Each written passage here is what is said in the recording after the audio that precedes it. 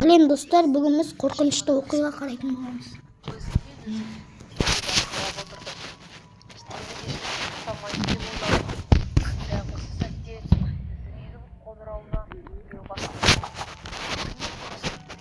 Барып қарағанда ешкімді көрген жоқпын.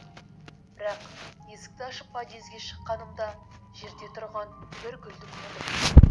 Ең қызығы, ол гүлдің түсі қап-қара болды.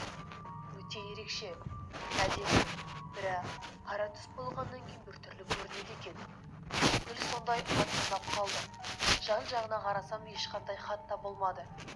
Бірақ тек қана қара гүлдің маған біреу тастап кеткенін сездім. Кейін сол гүлді көтеріп алдым да үйге қарай кіріп кеттім. Гүлдің иісін иіскеп, өз-өзімді қуантып алдым. Ол кім екен?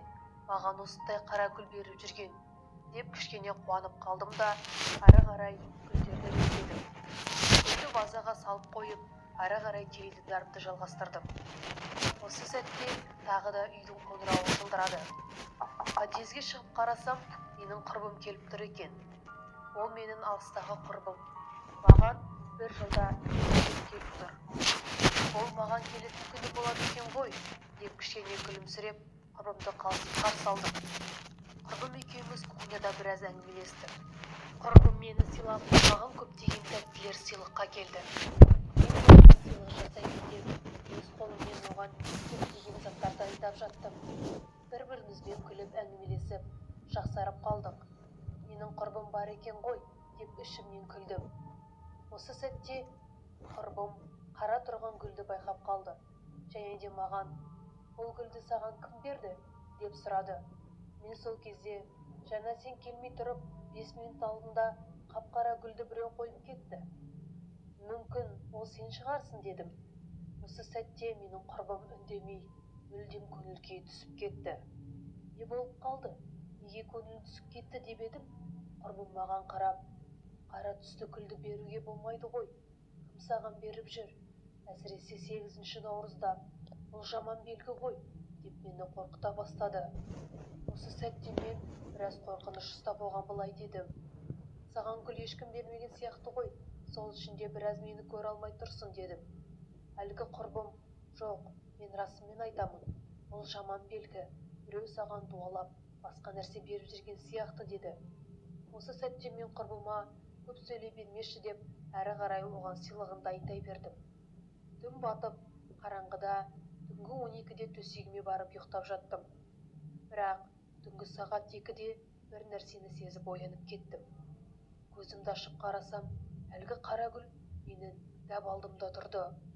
"Бұл қалай тұр?" деп қорқыныш басып кеткенде, әлгі қара гүлдің ішінен қорқынышты бір нәрсе шығып келе жатты. "Бұл не сұмдық? Бұл не?"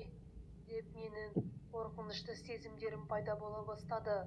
Дәп бір қап-қара біртүрлі жан болды. Шайтан сияқты. Жүрегімді қатты дүрсінділіп жіберді. Әлгі қара гүл жоқ болып кетіп, ішінен қап-қара жын шықты. Осы сәтте мүлдем дым істей алмадым. Тіпті сөйлей алмадым. Кейін ол маған жақындап, мені қылқындыра бастады. Қатты қиналып, не істерімді білмей жатқанда, менің құрбым маған хабарласып қалды. Осы сәтте әлгі жын жоқ болып кетті. Телефонды дереу алған кезде құрбым маған былай деді: "Қаш, бұл үйден қаш, дереу қаш."